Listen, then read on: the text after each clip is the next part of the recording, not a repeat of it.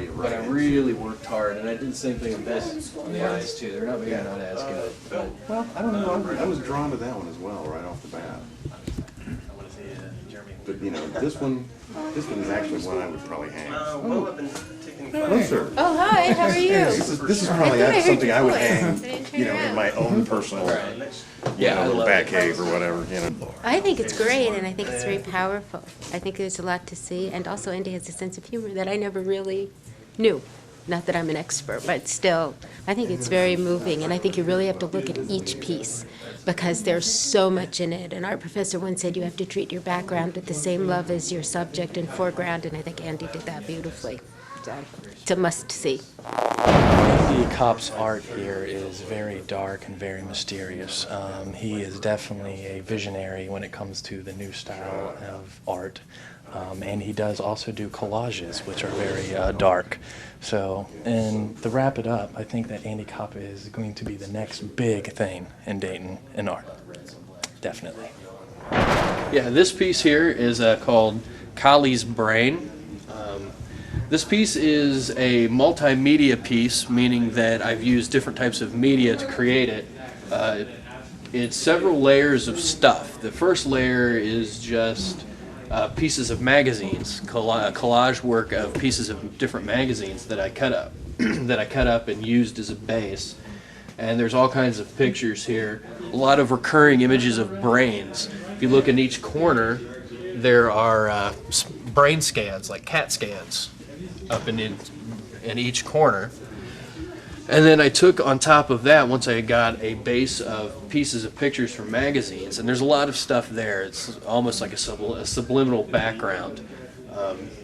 Once I had all of that, I took India ink and I dripped it all up and down so it ran crossways, making a grid.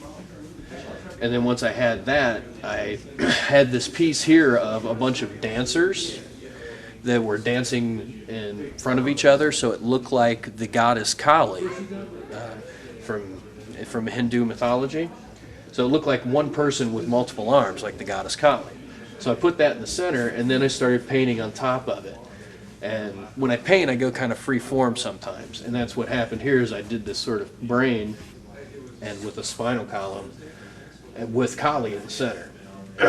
And so I just went out from that, and then I covered the brain with layers of rubber cement to give it a puffy feel, and then would layer it more with paint and sort of veins, and kept layering it up so it had a 3D effect. And then the spine was actually pastels, chalk pastels. So there's all kinds of different media in here to make it the final piece. Okay. Right there. Okay. This one is called Paola, and this is another mixed media collage. Mostly this is just cut up magazines. And this is sort of my statement on the barrage of things in the media that how the media sort of expects you to do certain things and be certain things. To, more or less, it's like you have to be these things to be a success. So you have to be, you know, sexy or cool, or, you know, you have to drink a lot or do, you know, smoke a lot or whatever to be, you know, cool or on top of things. But at the end of the day, it's these things that are, you know, they're the goal, not you. So I used all this, you know, just the collage technique where you cut things out and post it up together, and you know, it came out with this. It's got slogans throughout it. I cut out a lot of slogans from magazines and pasted them up. And, you know, you've got up here at the top, it says, you know, hurry, time is running out, which is the ultimate goal of advertising. If you don't grab a hold of something, you're going to miss out. So hurry, time is running out.